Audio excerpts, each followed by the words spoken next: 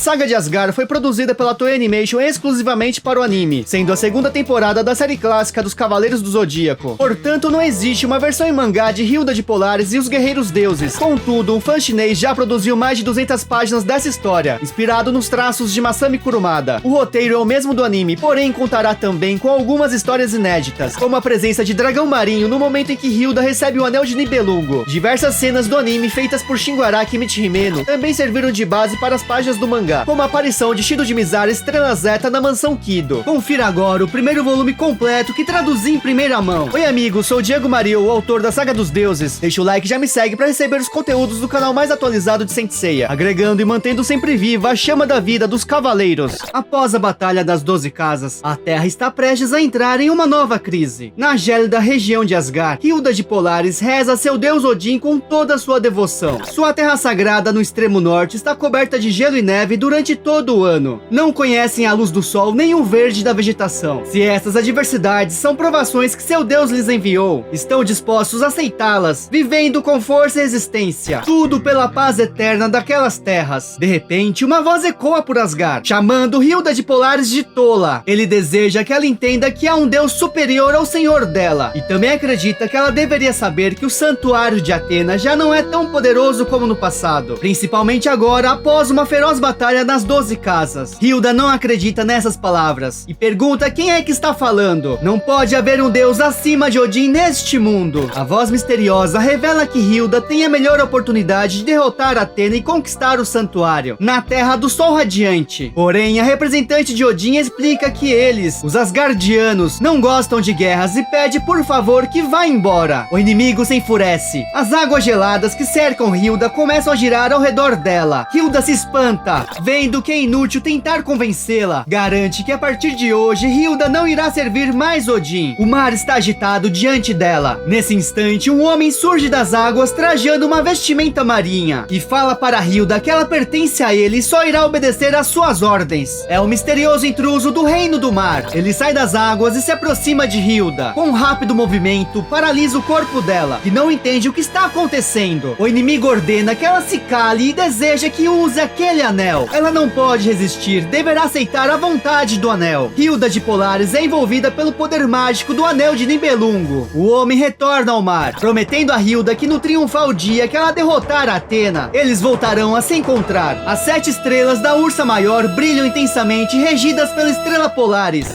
Inimigos do Polo Norte, os lendários Guerreiros Deuses.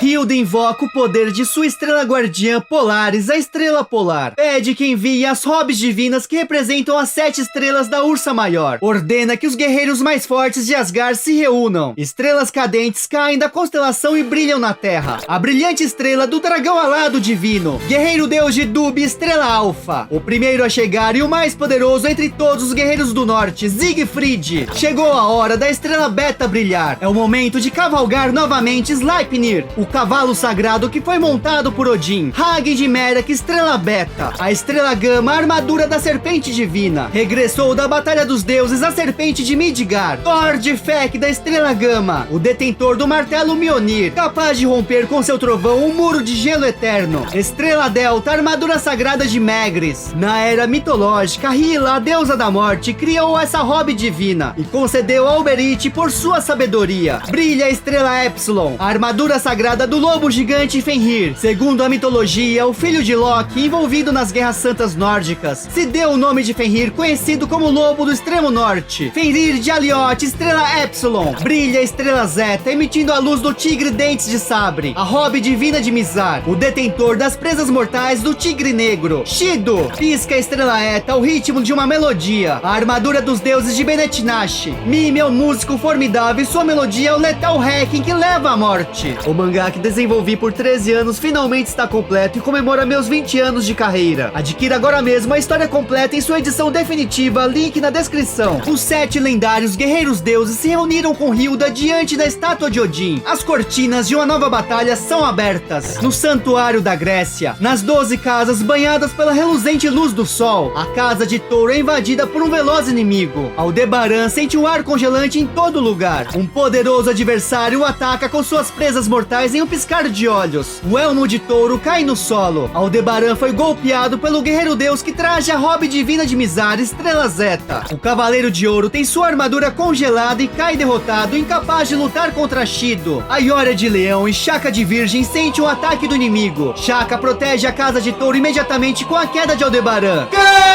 O invasor se retira das 12 casas. Na mansão Kido, Tatsumi corre desesperado para o jardim, dizendo à sua senhorita que algo terrível aconteceu. O santuário foi atacado. Ele conta que Aldebaran de Touro foi golpeado com um ar congelante. Virgem o deteve mesmo longe. Jabu de Unicórnio não pode acreditar que alguém tão forte como Aldebaran caiu. Saori acredita que não há ninguém além de Camus que seja tão bom com as técnicas de gelo, e seu pupilo Yoga ainda está se recuperando. Mas, inesperadamente, o inimigo se aproxima de Athena. Ele revela que eles, os guerreiros deuses de Asgard, são capazes de fazer isso e muito mais. Os Cavaleiros de Bronze, It, Gek, Jabu, Ban e Nat se surpreendem. Um homem com um cosmo congelante está no jardim. Saori pergunta quem é. Kiki está perplexo com seu poder. O inimigo se apresenta a Athena. É Shido de Mizar, Estrela Zeta, que foi enviado para informar que o santuário deve se render o mais rápido possível diante de seu deus Odin. Os Cavaleiros de Bronze não aceitam essas palavras ousadas. Mostrará a eles suas habilidades antes de qualquer coisa. Shido coloca seu elmo. Abraço do urso! Presas venenosas! Galope do unicórnio! Uivo mortal! Bombardeio do leão menor! Shido, o tigre negro, sorri, se movendo rapidamente, o chamando de inocentes. Suas garras atingem todos em um instante. Os Cavaleiros de Bronze caem derrotados.